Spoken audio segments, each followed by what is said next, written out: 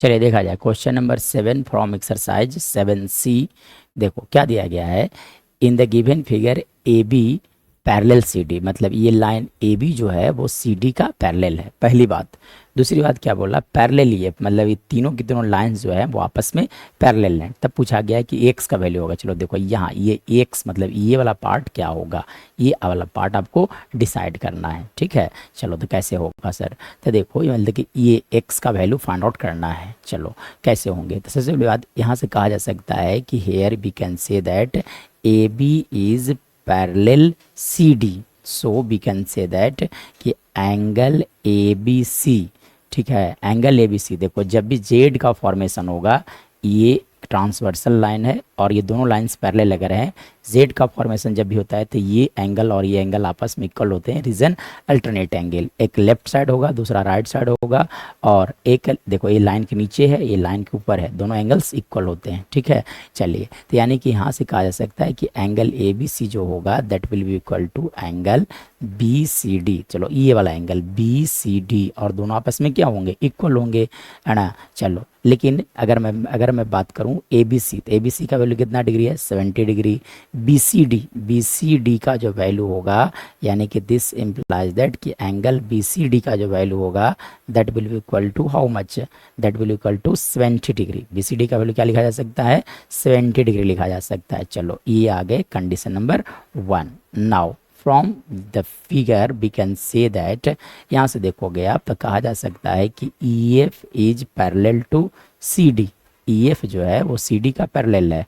अब चलो देखो जब दो लाइंस पैरेलल होते हैं तो sum of interior angle on the same side of the transversal line is 180 degree, मतलब this two are interior angles, इन दोनों का सम होता है वो 180 डिग्री। चलो देखो यहाँ देखो ई एफ जो है वो सी डी का पैरेलल है।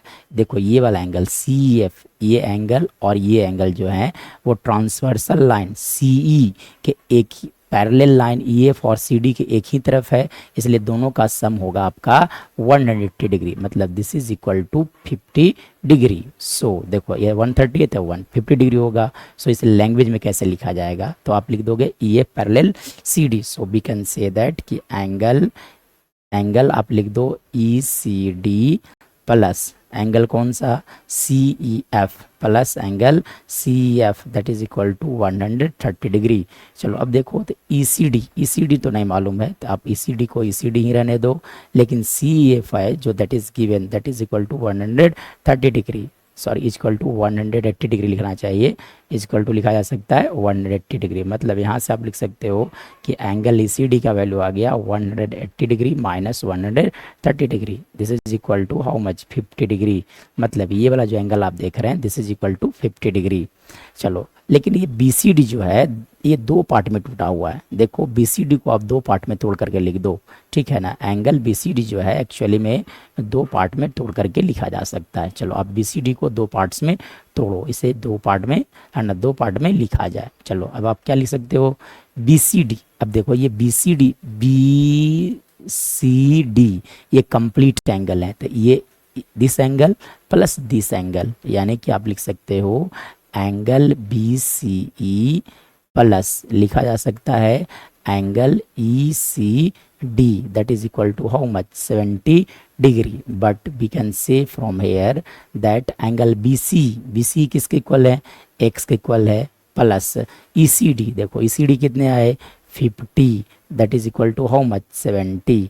मतलब यहाँ से एक्स का वैल्यू लिखा जा सकता है 70 माइनस 50, मतलब यहाँ से x का वैल्यू लिख दोगे आप 20 डिग्री। सो क्या फाइंड आउट करना था, वैल्यू ऑफ x, यानी कि our right answer is x का वैल्यू होगा 20 degree. This is our right answer.